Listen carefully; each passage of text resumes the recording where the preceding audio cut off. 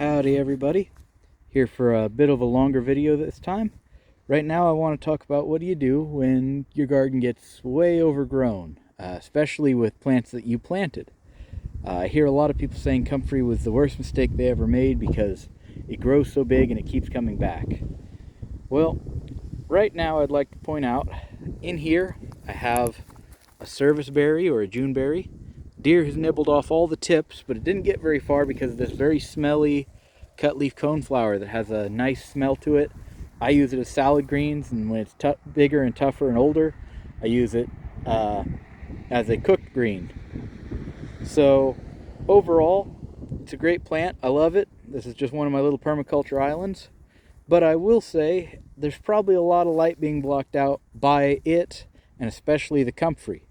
So I'm going to show you kind of what I do to clean that up, especially to the comfrey.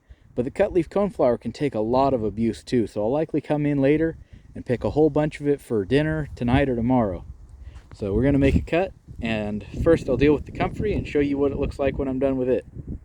Alright, so first off there's that. The comfrey is just kind of laid around, help feed the other plants.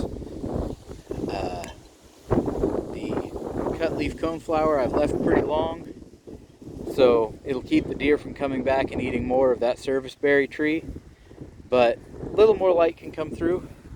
Coming around to this side, there's a lot of light that can still reach that service tree, so it'll probably be just fine. There's a second comfrey here that also can grow up nice and big, and if it gets too big it'll start to shade it out, and I'll just do the same thing. I'll just cut it back to the ground, leave the lower leaves to keep it drawing in energy, leave the bigger leaves all over the top, and it'll all work out. And plus that'll also feed that daffodil, tulip, the tulip over there, garlic right there, walking onion right up against it. So there's all sorts of good things here that'll be fed all this time just by chopping and dropping that comfrey around. And by leaving this one in the meantime, you can see those little nubs. Those are going to open up into blooms. I use Bocking 14 up in the food forest because it's a medicine. And way back where I have my bigger nut trees, I use Bocking 10. 10 I'm told is better as an animal feed, has less medicinal properties. 14 has more medicinal properties, which means you shouldn't use it as much as a feed. But I use some of both for different purposes. Don't have any animals yet, so the main use for both is just going to be chop and drop. So hopefully that taught you guys something. Hopefully you enjoy this kind of content. You like to see how I take care of these different guilds.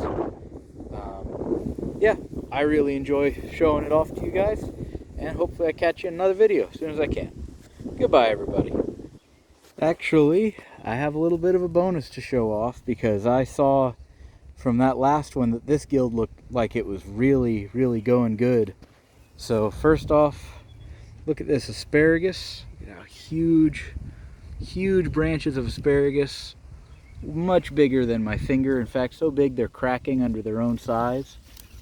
I haven't been home, so I haven't been able to harvest, but just huge asparagus that I can harvest a couple more of. There's tulip, there's lilac, and if you get real close, I'm going to get you guys real close, bugs bother you, you might want to look away. There's a praying mantis egg sac. I don't know if any of them have hatched out of it yet, but yeah, so praying mantis has decided this was a good enough place to build a home. There's a hosta down here, which if you didn't know, you can eat hosta shoots when they come up in spring. This one's only on its second year, so it's not worth eating yet, but just so much life. Right here we've got a garlic, beautiful big garlic. It's got hops wrapped around it already. Just beautiful idea of what a permaculture island can look like when it's a little more mature. This one kind of has the cheat code of having this beautiful but long dead tree here. This one's a Japanese maple a long time ago. When my parents bought the property, they for some reason filled a hole with rocks and planted it directly into rock. And I think that was a big contributor on why it didn't make it, no matter how hard my parents tried. But now it's functioning as what we would call a nurse tree. Despite it being old, it cut some of the wind and cut some of the harsher weather for this beautiful quince tree that has grown a great deal since I bought it. I'm trying to find where the old top was. I guess maybe right there, but it's grown huge and beautiful, and just an amazing example of what you can grow in these permaculture islands. And I just realized that on reflex I was holding you guys sideways for most of that, but yeah, you get the idea. Hopefully I'll see you all again in a video sometime soon. Have a great one, everybody, and I'll talk to you in the next video. Goodbye now.